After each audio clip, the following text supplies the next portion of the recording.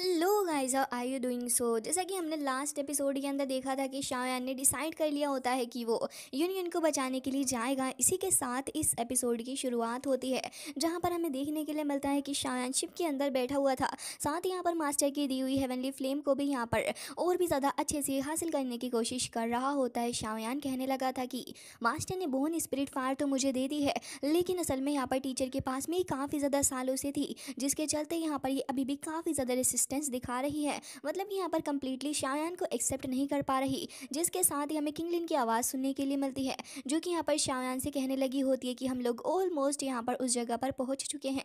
तभी यहाँ पर उसी वक्त शायान भी उठकर खड़ा हो जाता है, क्योंकि उसकी प्रैक्टिस कंप्लीट हो चुकी थी। जिसके बाद शायान कहने लगा होता है कि हाँ बिल्कुल, मैंने यहाँ पर अपनी प्रैक्टिस को कंप्लीट तो कर लिया है। ऐसा लग रहा है कि बिल्कुल सही टाइम पर ये कंप्लीट हुई है। जिसके बाद हमें देखने के लिए मिलता है कि लोग उस जगह के आउटर एरिया की तरफ आ चुके थे, जहाँ पर हमें दिखाया जाता है कि एक मोमेंट पर आकर शिप रुक जाती है। फिर नलन यानरैन को देखते हैं, जो कि यहाँ पर एक जेड टोकन को निकालती है। फिर उसके बाद वो यहाँ पर अपनी पहाड़ के थ्रू उसको समन करती है, तो वो पिंकिश कलर का हो गया था। फिर उसके बाद वहाँ पर एक टेलीपोर्टेशन एरे ओपन हो जाता है, जो कि एक फ्लावर फॉर्मेशन जैसा भी नज़र आ रहा होता है। जिसके साथ यहाँ पर वो कहती है कि अब आप मुझे फॉलो करें। अब यहाँ पर शायान और साथ ही किंगलिन दोनों ही उसकी बात मानते हुए उसको फॉलो करने लगे थे, और वो आ जाते हैं इस पोर्टल के दूसरी तरफ। और जैसे ही वो इस जगह पर आते हैं तो यहाँ का माहौल काफ़ी ज़्यादा अलग था, और शायान भी इसको देखकर कहता है कि ये वर्ल्ड तो काफ़ी ज़्यादा डिफरेंट है। जिसके साथ ही यहाँ पर किंगलिन भी कह रही थी कि हाँ सच में बहुत ही ज़्यादा ब्यूटीफुल प्लेस है ये तो। जिसके साथ ही दोनों आगे बढ़ने लग जाते हैं। फिर यहाँ पर इन्हें काफ़ी सारे फ्लावर्स पेटल्स वगैरह देखने के लिए मिलते हैं, और हमें दिखाया जाता है कि एक माउंटेन की तरफ से यहाँ पर काफ़ी ज़्यादा फ्लावर का और आसपास सर्च कर रहा होता है, और ऐसा लग रहा था जैसे कि फ्लावर पाथ यहाँ पर क्रिएट हो गए हो। जिसके बाद हमें देखने के लिए मिलता है कि यहाँ पर एक छोटा सा पहाड़ भी दिखाया जाता है। फिर तो यहाँ पर उसके अंदर से थोड़ी लाइट निकलने लगी थी, और आसपास के जितने भी होते हैं उनके अंदर से भी यहाँ पर लाइट निकलती है, और धीरे धीरे करके यहाँ पर एक सर्कल टाइप बन जाता है। फिर एक गोल्डन फॉर्मेशन हमें देखने के लिए मिलती है, जो कि एक्टिवेट हो जाती है। फिर उसके बाद यहाँ पर एक पिंक सी जो मिस्ट होती है वो आने लगी थी, और यहाँ पर कुछ भी नहीं नज़र आ रहा होता।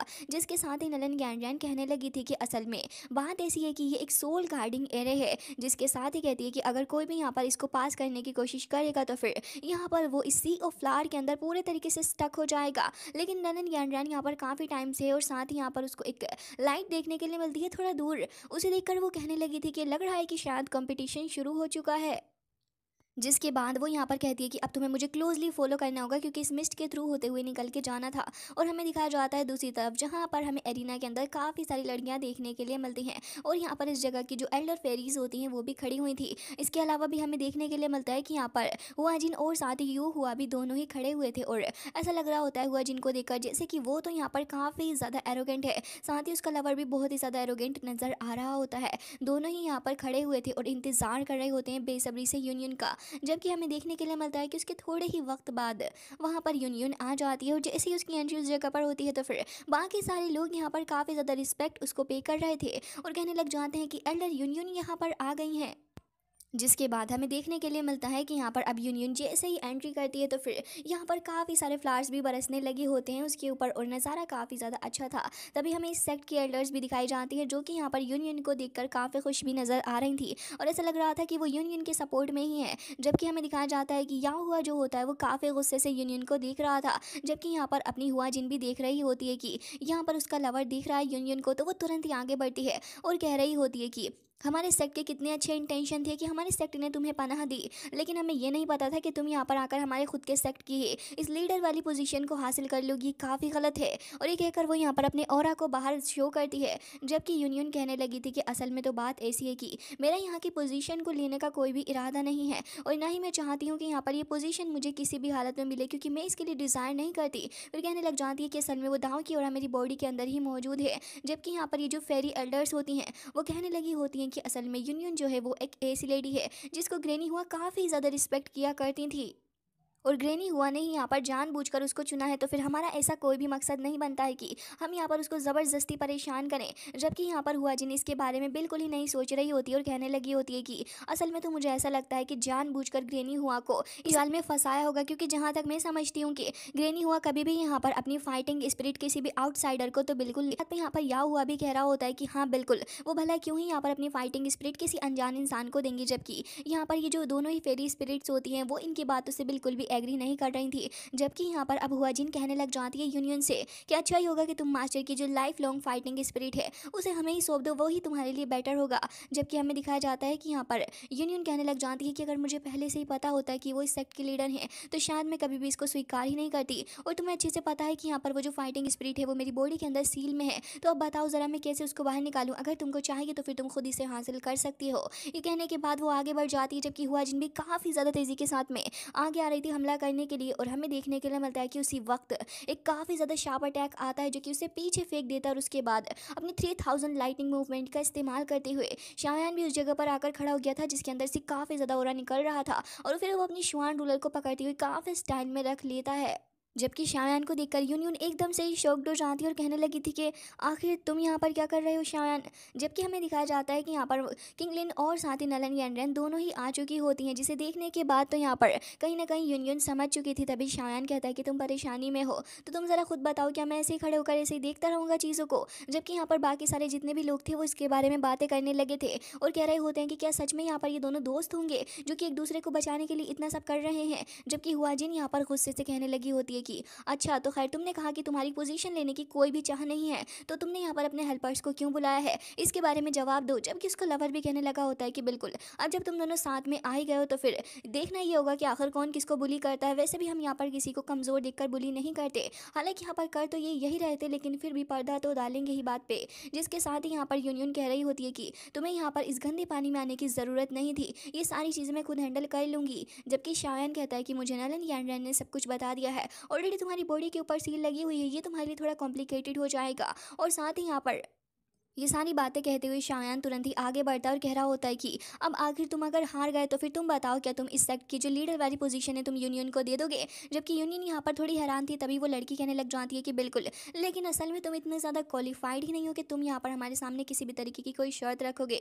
तभी शायान कहने लग जाता है कि तुम्हें नहीं लगता कि तुम कुछ ज़्यादा एरोगेंट हो रही हो, वो भी मैं यहाँ पर तुम्हारे सामने खड़ा हूँ, फॉलिंग स्टार पवेलियन का यंग मास्टर। ये सुनने के बाद तो वो दोनों 1 मिनट के लिए ज़रा से सदमे में ही चले जाते हैं। तभी शायान यहाँ पर दोनों ही फेरी स्पिरिट को ग्रीट करता है और कहने लगा था मैं असल में फॉलिंग स्टार पवेलियन का यंग मास्टर हूँ और मेरे मास्टर का नाम याओ चेन है। वो कहने लगा था कि मैं असल में जब यहाँ पर आ रहा था तो फिर मास्टर ने ये कहा है कि सीनियर किंग फैन तरफ से हेलो बोल दूँ। तभी यहाँ पर वो दोनों एक दूसरे की शक्ल देखने लगी थी, फिर और भी ज़्यादा लोग इसके बारे में बातें करने लगे होते हैं। तभी यहाँ पर सभी लोग कहने लगे थे कि क्या ये लड़का उस एल्केमी मास्टर का डिसाइबल है। जबकि यहाँ पर वो दोनों ही लड़कियाँ कहने लग जाती हैं कि तो बहुत ही ज़्यादा अच्छी बात है कि हम यहाँ पर मेडिसिन मास्टर के डिसाइबल से मिल पा रहे हैं। खैर यहाँ पर मेरा भी काफ़ी ज़्यादा दिल करता है उनसे मिलने के लिए, और अब मुझे लगता है कि अब जब तुम यहाँ पर आ ही गए हो तो फिर इससे ज़्यादा अच्छी बात और क्या होगी। जबकि हमें देखने के लिए मिलता है कि यहाँ पर अब वो लड़का या हुआ भी कहने लगा था कि अच्छा तो तुम ही हो शायान।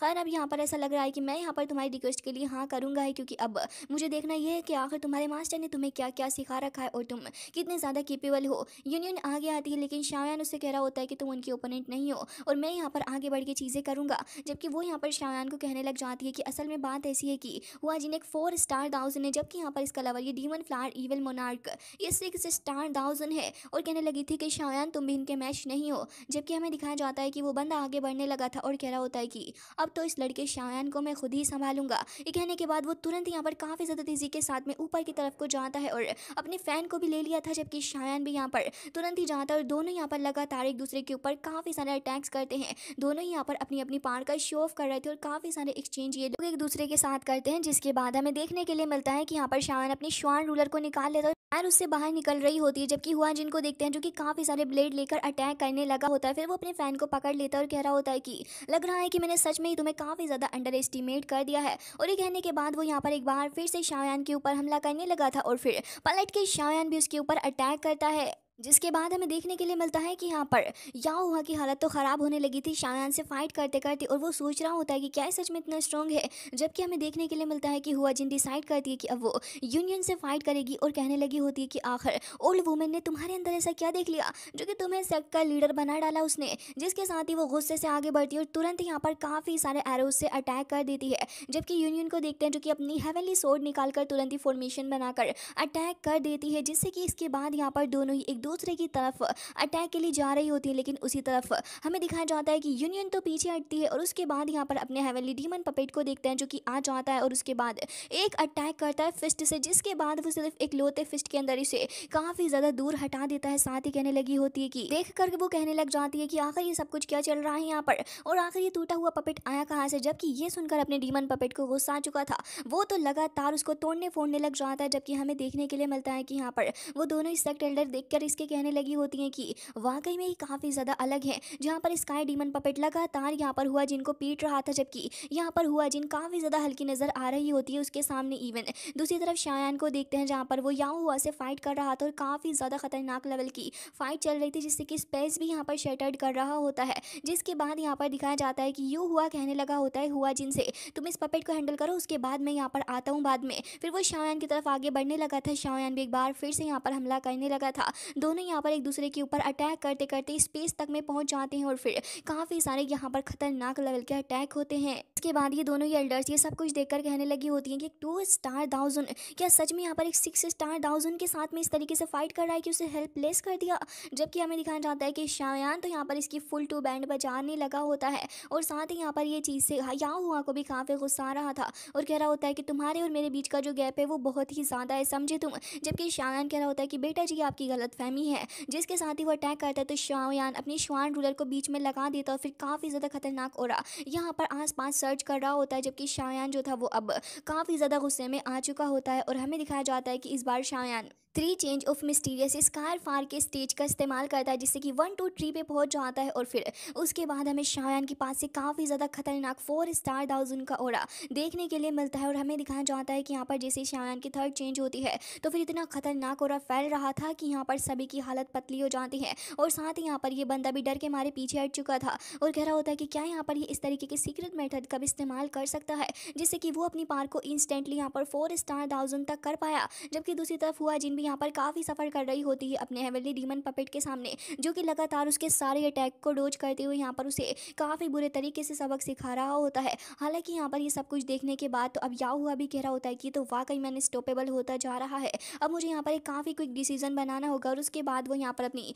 की ट्रांसफॉर्मेशन का इस्तेमाल करने लग जाता है और वो यहाँ पर की ट्रांसफॉर्मेशन वर्ल्ड नाम की एक टेक्निक को समन करता है, जिससे कि काफ़ी ज़्यादा खतरनाक रेड ऑरा यहाँ पर आसपास फैलने लगा था। फिर वो धीरे धीरे करके इस फॉर्मेशन को कंप्लीट करता है, जिसके बाद हमें देखने के लिए मिलता है कि आसपास की जो जगह होती है वो भी इससे काफ़ी अफेक्ट हो रही थी। तभी शायान को देखते हैं जो कि 3000 बर्निंग फ्लेम को समन कर लेता है और कह रहा होता है कि क्विक विन की बात कर रहे हो तुम, मैं भी असल में यही चाहता हूँ। जिसे देखने के बाद यहाँ पर याओ हुआ कह रहा था कि ये तो काफ़ी स्ट्रेंज फायर है। फिर शायान अपनी 2nd हेवनली फ्लेम और फिर 3rd हेवनली फ्लेम और उसके बाद 4th हेवनली फ्लेम को यहाँ पर कंबाइन करता है, जिससे कि यहाँ पर आसपास का काफ़ी ज़्यादा खतरनाक सा माहौल बन चुका होता है। इवन यूनियन तो इसे देखकर कह रही थी कि क्या तुम एक बार फिर से उस चीज़ का इस्तेमाल करने जा रहे हो। जबकि यहाँ पर बाकी सारे लोग कह रहे थे कि क्या ये असल में स्ट्रेंज फायर को आपस में फ्यूज कर सकता है। वाकई में ये बंदा फॉलिंग स्टार पवेलियन का यंग मास्टर कहलाने के लायक है। शायान को देखते हैं जो कि यहाँ पर कुछ ही पलों में क्रिएट कर लेता है अपने हेवनली डिस्ट्रक्टिव लोटस को और जैसे यहाँ पर वो इसको समन करता है तो अब यहाँ पर इसकी बात ही अलग होती है। यहाँ पर आसपास का माहौल भी शायान ने काफ़ी ज़्यादा खतरनाक सा कर दिया होता है।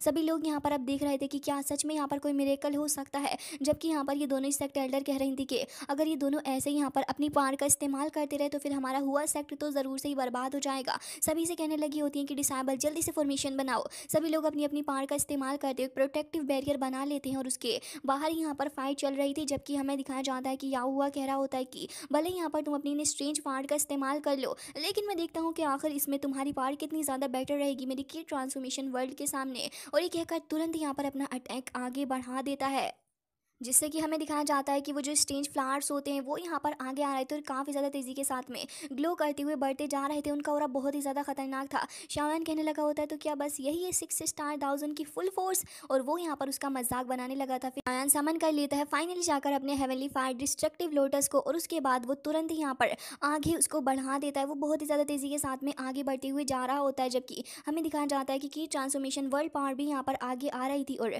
शायान कहने लगा होता है कि अब तो तुम गए बेटा जी। जबकि हमें दिखाया जाता है कि अपना हेवनली डिस्ट्रक्टिव फ्लावर जो होता है वो यहाँ पर की ट्रांसफॉर्मेशन वर्ल्ड जो होता है उसके अंदर कैद होने लगा था। बाकी सारे लोग तो यहाँ पर इस पावर से ही चौंक जाते हैं, क्योंकि असल में वो शील्ड बैरियर तक नहीं रोक पा रहे थे। जबकि हमें दिखाया जाता है कि की ट्रांसफॉर्मेशन वर्ल्ड के अंदर पूरे तरीके से डिस्ट्रक्टिव फायर लोटस जो था वो यहाँ पर समा जाता है। और अब यहाँ पर ये बंदा काफ़ी ज़्यादा खुश होते हुए कह रहा होता है कि ये तो यहाँ पर एक सिंगल ब्लो तक नहीं, इतनी ज़्यादा अच्छी बात है। जिसके साथ ही शाओयान एक बार फिर से यहाँ पर स्माइल करने लगा होता है। और उसके बाद हमें देखने के लिए मिलता है कि जैसे ही शाओयान कहता है कि ब्रेक, और उसके बाद काफ़ी ज़्यादा खतरनाक तरीके से ये डिस्ट्रक्टिव फायर लोटस यहाँ पर ब्रेक करता है। और यहाँ पर इसकी ऑरा चारों ही तरफ फैलने लगी थी। इवन आसपास की जितनी भी चीज़ें होती हैं वो काफ़ी ज़्यादा बुरे तरीके से हिल रही होती हैं। और साथ ही ये जो फॉर्मेशन थी इसको भी पूरे तरीके से पार लगाने के बावजूद भी यहाँ पर ये लोग काफ़ी ज़्यादा मुश्किल से हैंडल कर पा रहे थे। फिर शाओयान यहाँ पर तुरंत ही एंड करता है अपने फ्लावर को, और फिर हमें दिखाया जाता है कि अब सारे ही लोग एक दूसरे को संभालने लगे थे। शाओयान भी वहीं पर आकर खड़ा हो जाता है।